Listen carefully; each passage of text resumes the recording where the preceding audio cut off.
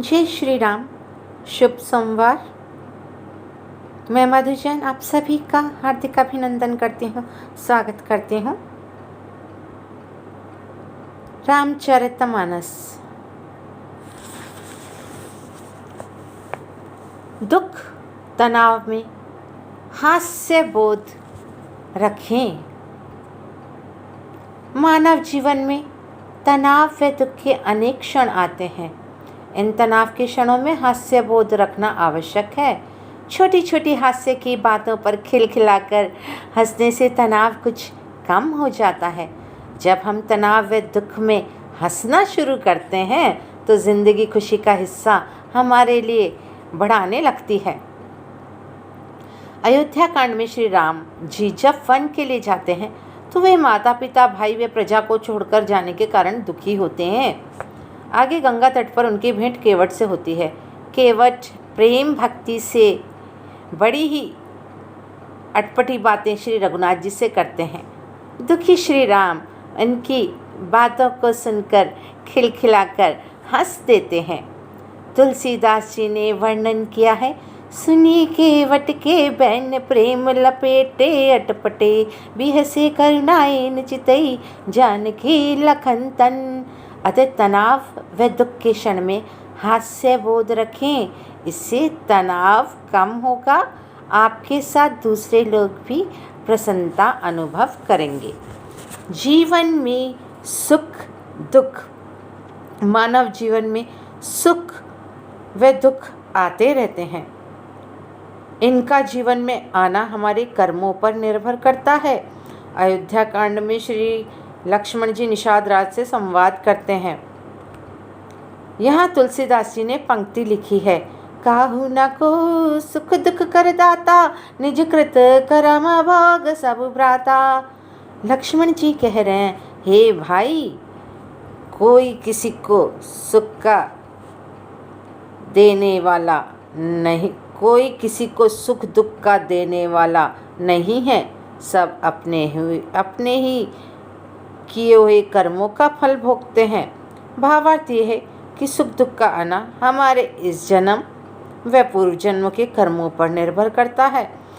इसी कारण अच्छे कार्य में लगे अथवा प्रभु भक्ति में लगे भक्त पर भी पूर्व जन्मों के कर्मों के कारण दुख के क्षण आते हैं।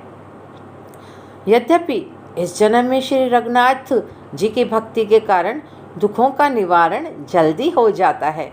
मनुष्य के करे संचित अच्छे कर्म कभी व्यर्थ नहीं जाते। अच्छे कर्मों के कारण मृत्यु के बाद पुनर्जन्म मनुष्य योनि में ऐसे योगी परिवार में होता है जहाँ भक्ति के संस्कार जन्म से मिलते हैं। वे श्री रघुनाथ जी की भक्ति पुनः करने का सौभाग्य प्राप्त होता है। हरि सर्वत्र समाना।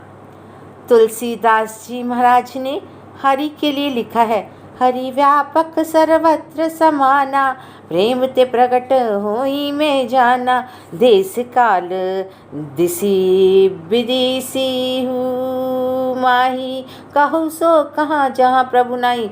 श्री हरि सब जगह समान रूप से व्यापक हैं। वे प्रत्येक वस्तु वनस्पति पशु व मनुष्य में है। देश काल दिशा में बताओ ऐसी जगह कहाँ है जहाँ प्रभु न हो। परम प्रिय श्री हरि प्रेम व भक्ति के वश में है। वह हृदय में भक्ति व प्रेम से पुकारने पर वे प्रकट हो जाते हैं। भावार्थ यह है कि जिन्हें हम मंदिर मंदिर ढूंढते हैं भी तो सब जगह हैं, हर प्राणी में है। इस कारण मानव सेवा करना हरि सेवा करना ही है। अतः मौका मिलने पर स्नेह भाव से दीन दुखी लोगों की सहायता करते रहिए। पशु पक्षियों को दाना रोटी व गर्मियों में पानी दीजिए। सच मानिए कि आप श्री हरि को ही भोजन पानी अर्पण कर रहे हैं। मिलनसार व्यवहार। मनुष्य सामाजिक प्राणी है। घुलना मिलना एक गुण है और समाज में आपका मिलनसार व्यक्तित्व होना आवश्यक है। कई बार हम ईर्ष्या द्वेष और संकोच के कारण दूसरे लोगों से बात नहीं करते या बात करने में असहज महसूस करते हैं।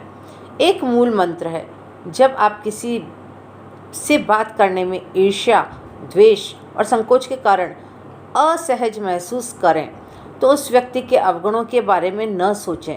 यह सोचें कि उस व्यक्ति में श्री हरि का अंश है, वह आप तो परम प्रिय श्री हरि के अंश से बात करने जा रहे हैं। यह सोचते ही सब संकोच मिट जाएगा। आपका व्यवहार सबके प्रति मिलनसार हो जाएगा।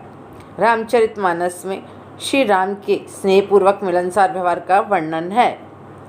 भरत राम मिलन, ऋषियों से मिलना, नगर वासियों से घुलना मिलना, सुग्रीव जी से मित्रता, विभीषण जी से मिलना।